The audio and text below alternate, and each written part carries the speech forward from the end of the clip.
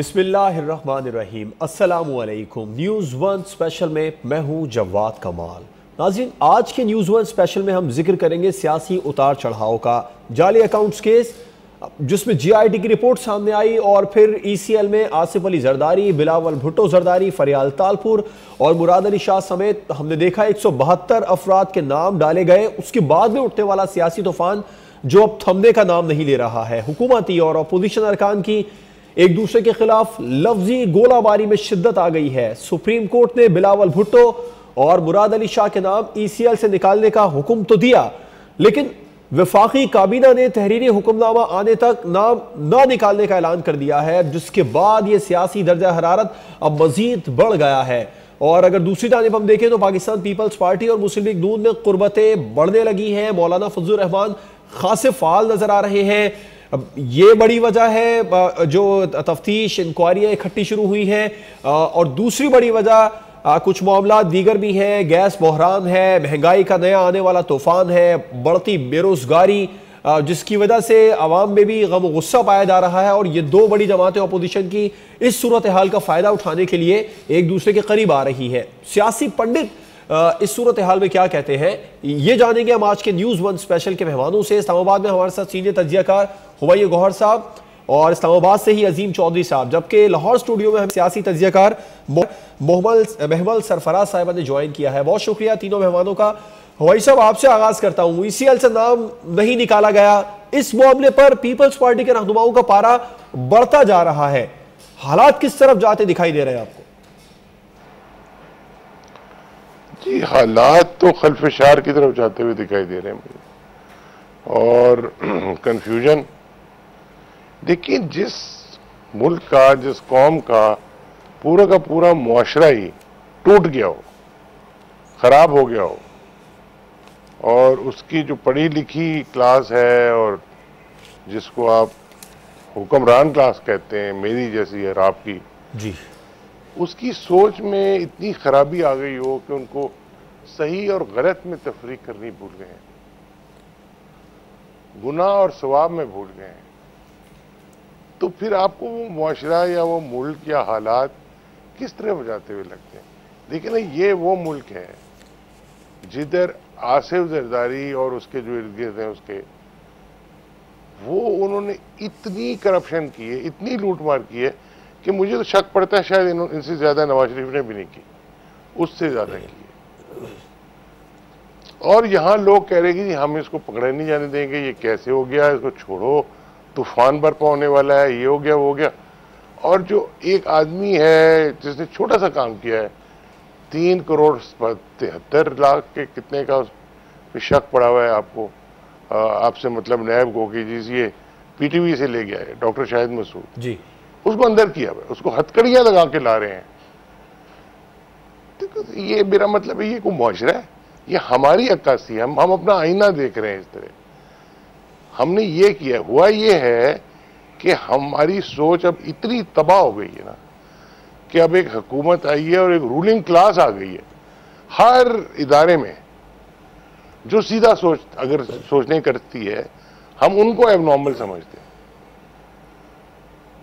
और एबनॉर्मल असल में कौन है आप मुझे बताएं? इमरान खान तो एबनॉर्मल नहीं है, वो मेरी तरह के सीधे साधे कपड़े पहनता है, पेशावरी चप्पल पहनता है, और वो आम आदमियों की तरह चलता फिरता रहता है जिस हद तक उसको सिक्योरिटी इजाजत देती है।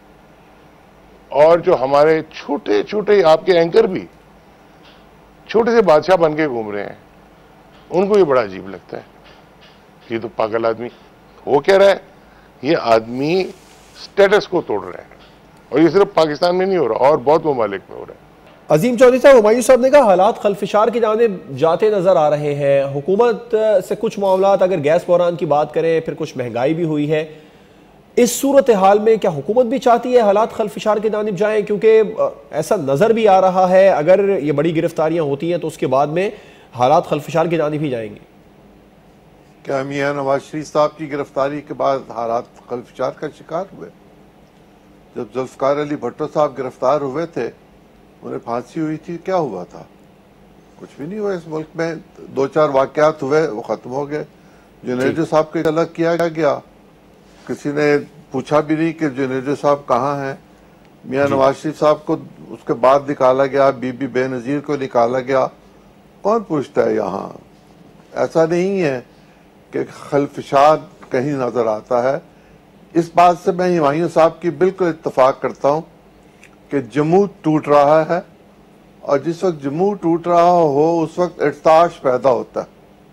उस इर्ताश को अगर आप जमूद का नाम दे दें तो वो बिल्कुल एक अलग सी बात है।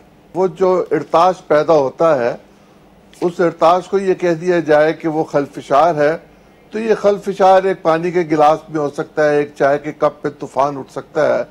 ये इस मुल्क में इस वक्त कोई ऐसी सूरत हाल नहीं है कि लोग सड़कों पर निकलेंगे और इमरान खान को इक़्तिदार के घर से निकाल के सड़क पे ले आएंगे।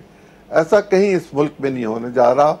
आप आइंदा चंद दिन में देखेंगे कि इस मुल्क के मामलात में यही पॉलिटिकल पार्टी जो इस वक्त आपको इस बात की तरफ सर, लोग सड़कों पे निकले ना निकले, मगर अगर हम बिलावल भुट्टो जरदारी साहब का हालिया दिनों में दिया गया बयान सामने रखें कि अगर जरदारी साहब इजाजत दे तो एक हफ्ते में हुकूमत गिरा सकते हैं, ये तो हो सकता है या ये भी नहीं हो सकता? फौरन इजाजत दे दें ताकि हुकूमत गिर जाए। और आसिफ जरदारी साहब तो जलसों में कह के गए हुए हैं कि मैं बिलावल को अगले इलेक्शंस में प्राइम मिनिस्टर बनाऊंगा।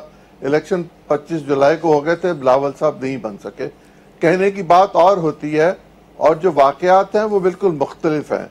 ये जो लोगों का मिलना जुलना आपको नजर आ रहा है, मैं आपसे अर्ज कर देता हूँ, एक बहुत छोटा सा मामला है जिसपे लोगों का मिलना जुलना है।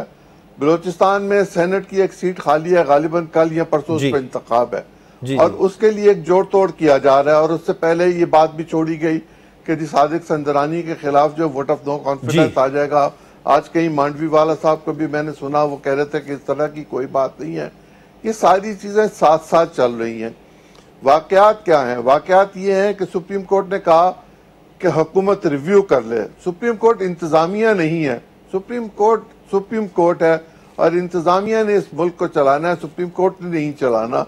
ये कानून और दस्तूर में लिखा हुआ है।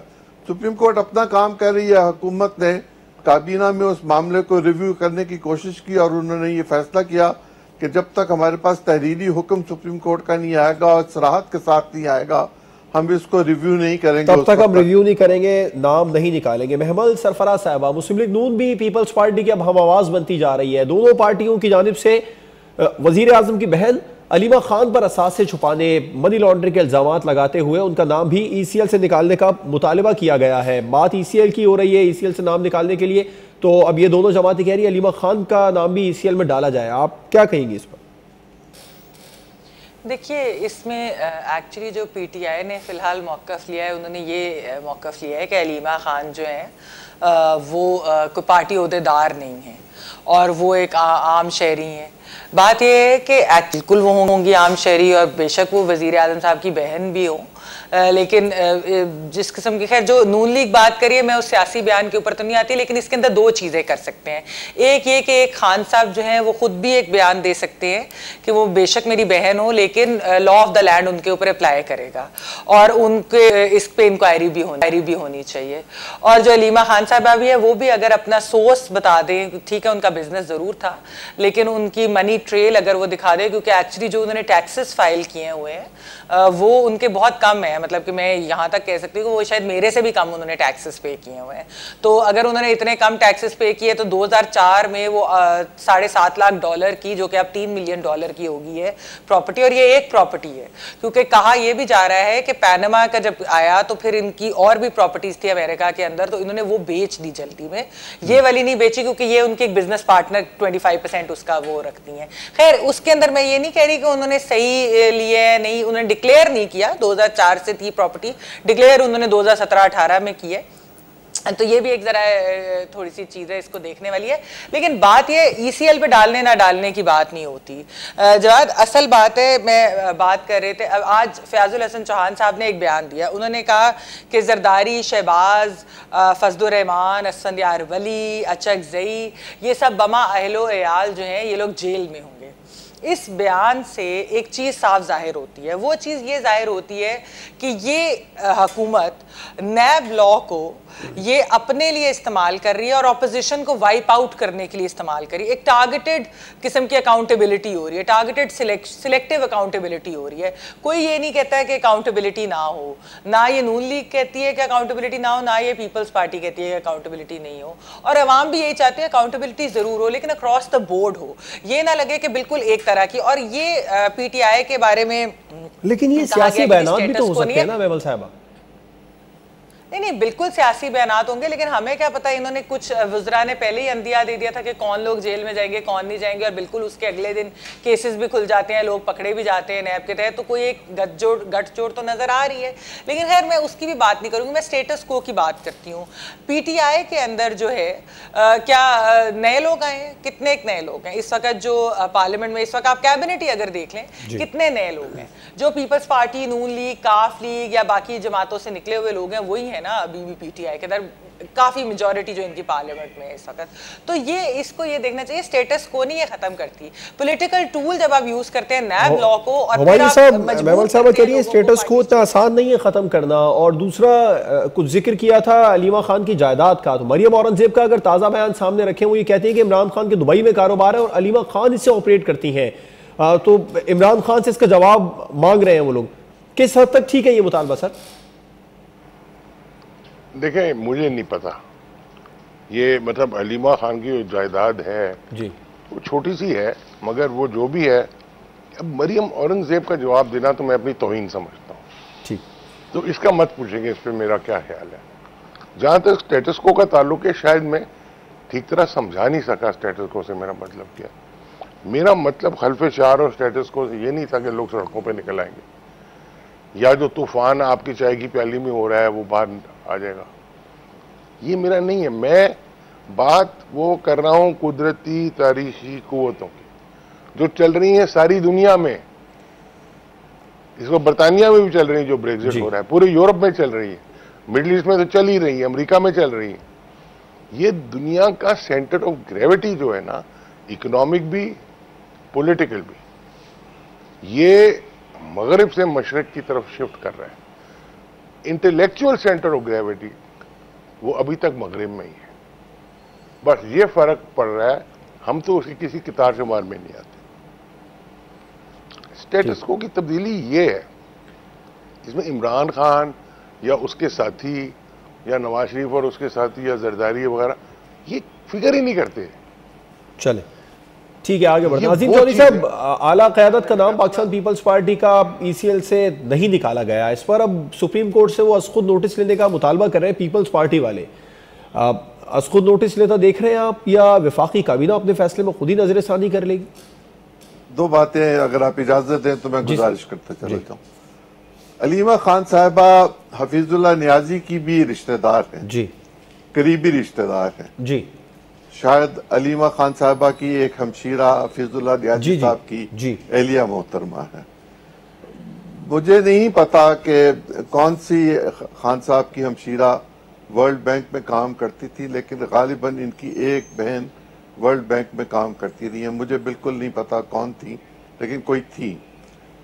और दूसरा यह कि वो पाकिस्तान के किसी ओहदे पर रही नहीं, और अगर एक मुद्दत वो मुल्क से बाहर रही हैं और वहाँ उन्होंने प्रॉपर्टी खरीदी है, तो पाकिस्तान के कवानीन को भी देख लिया जाए कि वो प्रॉपर्टी कहाँ डिक्लेयर होनी होती है। जहाँ डिक्लेयर होनी होती है कानून के मुताबिक वहाँ डिक्लेयर होनी चाहिए। अगर अलीमा खान साहबा कुछ गलत कर रही हैं तो कानून अपना रास्ता खुद इख्तियार कर लेगा, लोग कोर्ट में चले जाएंगे, वो भी पेश हो जाएंगी, वो सुप्रीम कोर्ट में भी पेश हुई, मैं उनका वकील नहीं हूँ।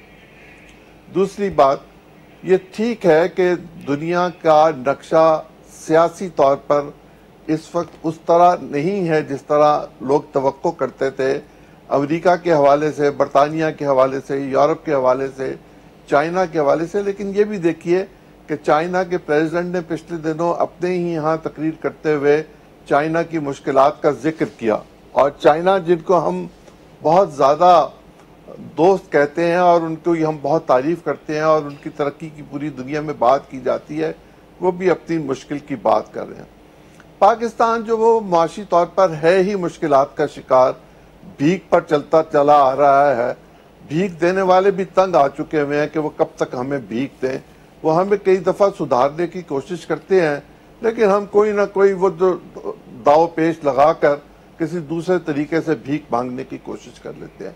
लेकिन इस सब के बावजूद जो चीज़ पाकिस्तान की मजबूती की निशानदेही करती है वो ये कि पाकिस्तान की रियासत के तौर पर, पाकिस्तान रियासत के तौर पर कमज़ोर रियासत नहीं है, बावजूद इसके कि इकोनॉमिक क्राइसिस अपनी जगह पर मौजूद है, बैलेंस ऑफ पेमेंट ठीक नहीं है, तजारती खसारा अपनी जगह पर मौजूद है, इंटेलेक्चुअली हम बहुत करप्ट हैं और हम ईमानदारी की तरफ जाना नहीं चाहते। एक कोशिश की जा रही है कि 18वीं 19वीं 20वीं सदी की जो तहजीब थी सरकारी मुलाजिमीन की उसको बदला जाए, निज़ाम को तब्दील किया जाए, निज़ाम तब्दील करने की कोशिश की जा रही है। महमल साहबा, हम वापस टॉपिक पे आते हैं। अलीमा खान साहिबा की तो जायदाद का जिक्र हुआ, कहीं पर भी जैसे अजीम चौधरी साहब ने कहा कि अगर कोई बाहर उनकी बहन नौकरी करती हैं तो वहाँ वो जायदाद खरीदने का हक रखती हैं, और कहीं भी इमरान खान साहब ने या अलीमा खान साहिबा ने एक दूसरे से लिंक जाहिर नहीं किया, और कहीं नजर भी नहीं आता इमरान खान साहब की सियासी तहरीक में उनकी किसी भी बहन उनके साथ रही हूँ। तो फिर किस तरह कह सकते हैं कि अलीमा खान की जो जायदादें हैं वो इमरान खान साहब ने बनाई हैं, वो उनकी जायदादों को प्रोटेक्ट करती हैं?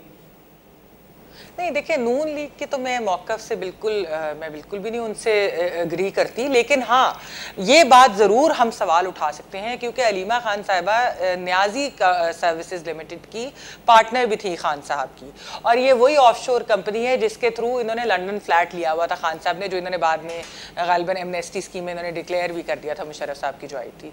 तो वो बिजनेस पार्टनर तो उनकी रही हुई है। फिर वो नमल और जो है शौकत खाना और इवन पीटीआई की फंड रेजिंग में वो दुनिया भर के मुमालिक में जाकर फंड रेजिंग करती रही। अभी पिछले महीने ही वो जापान गई हुई थी नमल की फंड रेजिंग के लिए भी। तो ये कहना, और फिर ठीक है, देखे नहीं, मैं सियासी सफर की बात कर रहा हूं। नमल और शौकत खानम वो बोर्ड में रही है, मगर सियासी तौर पर कहीं इमरान खान साहब के साथ उनका कोई लिंक नहीं रहा। जी जी जवाब मैं आपको उसी पे आ रही हूँ। वो ये है कि देखिए, शौकत खानम और नमल को बहुत अच्छे इंस्टीट्यूशंस है, बहुत अच्छा काम कर रहे हैं, और उसके अंदर मैं कोई इस तरह की बात नहीं करी, लेकिन बात यह है कि उसको भी सियासत के लिए इस्तेमाल किया जाता है। उसके ऊपर भी ये बात की जाती है कि जी गवर्नमेंट ने कुछ नहीं किया चैरिटी के लिए, तो इसलिए हम लोगों को करना पड़ा। तो इमरान खान साहब अपनी सियासत के लिए इन दो इंस्टीट्यूशंस को यूज करते हैं। फिर अलीमा खान साहब 2013 में नहीं 2013 में अलीमा खान साहब ने पीटीआई की बड़ी कैंपेन भी की थी, और वैसे वो पीटीआई की भी फंड रेजिंग के लिए वो मतलब वो करती रही है। तो इसमें ये नहीं कोई कह रहा कि वो उनकी सियासी पार्टनर है या बिजनेस पार्टनर। मैं तो नून लीग की इस चीज से बिल्कुल एग्री नहीं करती, इस तरह की बातें नहीं करनी चाहिए, क्योंकि Aleema Khan is an individual, but as an individual the law of the land should apply to her. और उन्होंने अगर नहीं वो उस वक्त डिक्लेयर की थी, तो अब उन्होंने जो डिक्लेयर कर दिया, तो देख लें कि इसके ऊपर क्या बनते हैं, मनी ट्रेल या सोर्स बता दें। ठीक है, आपका भी पॉइंट सामने आ गया। महमल सरफराज साहिबा, अजीम चौधरी साहब हमारे साथ प्रोग्राम में मौजूद है। ब्रेक की जानिब जाएंगे, उसके बाद हम बात करेंगे जो मौजूदा सूरत हाल है उसमें नून लीग, पीपल्स पार्टी, इन दोनों जमातों के एक दूसरे के लिए जो हमदर्दी के जज्बात हैं। अगर खुर्शीद शाह साहब का बयान देखें तो उन्होंने नवाज शरीफ की गिरफ्तारी को गलत करार दे दिया है। मौक़िफ़ में तब्दीली उसूली सियासत की ताबे है या वक्ती मफादात का तकाजा? एक ब्रेक के बाद।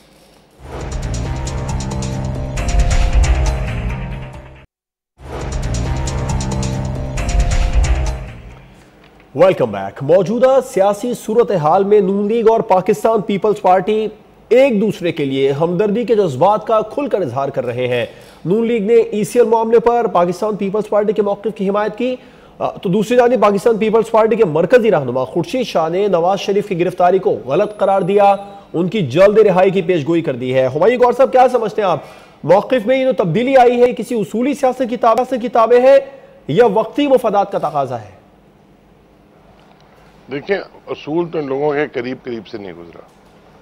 अब इन सारे दोनों भी खतरे में आ गए हैं, तो वो समझते हैं कि फ़ायदा शायद इसी में है कि हम एक दूसरे की हिमायत करें, और ये इसलिए ये कर रहे हैं। जहाँ रही बात खुर्शीद शाह की, उसको मैं इतना सीरियसली नहीं लेता। वो इतने पायका सियासतदान नहीं है कि मैं कहूँ कि भाई ये पीपल्स पार्टी की हाई कमांड की जो पॉलिसी है उसके बारे में मौक़िफ़ दे रहा है। ये मेरे ख्याल में इसका ज़ाती ख्याल होगा, जो मर्जी कह ले। तो खुर्शीद शाह को इतनी अहमियत मत दें, मगर बाकी अगर पार्टियां एज पार्टीज कर रही हैं, या जरदारी साहब और नवाज शरीफ साहब या शहबाज शरीफ साहब इस तरह की बात करते हैं, तो वो वही बात है जो मैंने पहले कही थी कि ये तो अब अपने तहफ़्फ़ुज़ के लिए ये कर रहे हैं। देखिए ना, जब मेरी क्लास में एक लड़का वो 3rd डिवीजन आई तो अपने बाप से बचने के लिए उसने जाके कह दिया अब्बा जी वो फलाने की भी 3rd डिवीजन आई है। तो ये भी वो ही कर रहे हैं कि मैं पकड़ा गया तो ये भी पकड़ा जाएगा, ये अगर मासूम है तो मैं भी मासूम, ये चल रहा है इनका। ठीक है अजीम साहब, अपोजिशन की जानिब से जो तनकीद मुसलसल नैब पर की जा रही है, चेयरमैन नैब का भी अब हालिया बयान बड़ी अहमियत का हामिल था, क्या यह बयान हुकूमत के लिए भी कोई इशारा है? चेयरमैन नैब तो पीपल्स पार्टी और मुस्लिम लीग ने लगाया था, इमरान खान ने तो नहीं लगाया था। और फवाद चौधरी साहब की जगह पर कोई और होता तो मेरा ख्याल है वो इमरान खान साहब के बारे में इस तरह की स्टेटमेंट ना देता जिस पर चेयरमैन नैब को बोलना पड़ा है। और चेयरमैन नैब सुप्रीम कोर्ट के जज रहे हैं, उनके पास नैब के मुकदमात के हतमी फैसलों के लिए बहुत सारे मुकदमात ज़ेर समात रहे हुए हैं।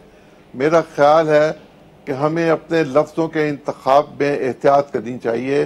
हुकूमतों का काम बढ़ के मारना नहीं होता और ना हुकूमतों के स्पोक्समैन का काम हुकूमत के लिए मुश्किलात पैदा करना होता है। वो चौहान साहब हों या फवाद साहब हों, अगर वो अपने लफ्ज़ों का इंतखाब ठीक कर लेंगे तो अपोजिशन को बहुत सारी चीज़ें कहने की ज़रूरत ही नहीं होगी और मामलात ज़रा ठंडे हो जाएंगे। पॉलिटिक्स अपनी जगह पर, पार्लियामेंट को चलाना है और आइंदा चंद दिनों में पार्लियामेंट में फिर फौजी अदालतों के अमेंडमेंट का बिल आ रहा है और उस पर एक कंसेंसस डेवलप होगा, हर सूरत होगा। और उसकी चूंकि ज़रूरत है पाकिस्तान की सलामती के लिए, पाकिस्तान की खुद मुख्तारी के लिए और पाकिस्तान के दिफा के लिए, तो वहाँ आप देखिएगा कि फिर ये यकज़बान होकर फिर बातें उसी तरह की चलेंगी। और ये जो 2 महीने का वक्त है JIT का, इसमें तो ये शोर शराबा रहना ही है। और लेकिन ये एक लिप सर्विस है, जो जितनी कर सकता है वो उतनी करेगा। ठीक है, ये शोर शराबा तो रहेगा ही। महमल साहबा, चीफ जस्टिस साहब के रिमार्क्स बिलावल के लिए, फिर चेयरमैन नैब का बयान जिसमें फवाद चौधरी साहब को जवाब दिया गया, उसके बाद में पीपल्स पार्टी आपको लग रहा है फ्रंट फुट पर नजर आ रही है? खासे तगड़े बयानात उनके वज़रा की जानिब से या उनके रहनुमाओं की जानिब से दिए जा रहे हैं, एग्रेसिव मूड में। जी बिल्कुल। वैसे मैं ये नैब के ऊपर ये बात कर दूं कि सिंध हाई कोर्ट के चीफ जस्टिस ने भी कहा है कि नैब की भी अपनी तहकीक होनी चाहिए। तो ऐसी बात नहीं है कि खाली फवाद चौधरी साहब ने या पीपल्स पार्टी या नून लीग ने इसके ऊपर सवाल उठाए। और वैसे ये जो बात कहते हैं कि जरदारी साहब और मुस्लिम लीग नून ने मिलकर जो है वो इनको चेयरमैन लगाया था, वैसे तो ये कहा जाता है कि ऑर्डर कहीं और से आए थे, इसलिए जरदारी साहब ने इसके ऊपर इतना इंसिस्ट किया था। खैर, जो आप पीपल्स पार्टी के फ्रंट फुट पर आकर बात कर रहे हैं, तो अभी मिलिट्री कोर्ट्स का जिक्र हुआ और सेनेटर मुस्तफा नवाज खोखर साहब ने अभी एक प्रोग्राम के अंदर रिसेंटली ये कहा भी है कि पीपल्स पार्टी की CC मीटिंग में डिसाइड हुआ है कि वो मिलिट्री कोर्ट्स के हक में वोट नहीं देंगे। नून लीग तो अभी कह रही है कि मोस्ट लाइकली वो दे देंगे, अभी हुकूमत ने उनसे पूछा नहीं है, बात नहीं की, लेकिन लग रहा है कि वो नून लीग दे देगी। लेकिन पीपल्स पार्टी जो है वो वाकई फ्रंट फुट पर भी आकर खेल रही है। और दूसरी चीज़ ये कि वो अपनी पुरानी गलतियों की भी वो मान रहे हैं। वो मान रहे हैं कि उन्होंने बलूचिस्तान असेंबली में गलती की जो उन्होंने किया मुस्लिम लीग नून के साथ। वो मान रहे हैं कि उन्होंने सेनेट में संजरानी साहब को लाकर एक गलती की। मेरे ख्याल में वो सोच रहे थे कि शायद उनकी बचत हो जाए इन चीज़ों से। फिर उन्होंने इलेक्शन कैंपेन के दौरान उन्होंने देख लिया कि उनकी कोई बचत नहीं हो रही, तो वो खुलकर सामने आए। उस वक्त उन्होंने एलिगेशंस भी लगाई कि कौन रिगिंग कर रहा है, उन्होंने नाम लेकर बातें की। अब भी जो है बिलावल साहब ने जो 27 दिसंबर को मोहतरमा की बरसी के दिन जो तकरीर की वो बड़ी सख्त थी।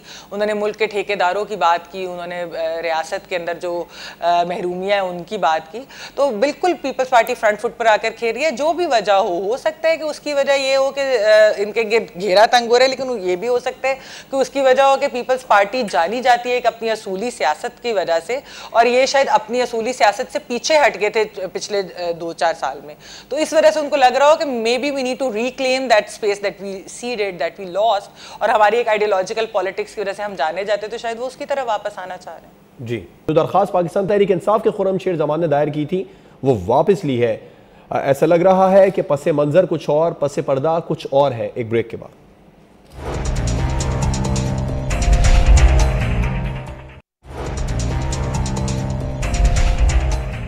Welcome back. मौलाना फजलुर रहमान इन दिनों खास से मुतहर्रिक नजर आ रहे हैं। उनका मतमे नजर पाकिस्तान पीपल्स पार्टी और नून लीग का इत्तेहाद है। अजीम चौधरी साहब, इन काविशों से मौलाना फजलुर रहमान को क्या फायदा पहुंच सकता है?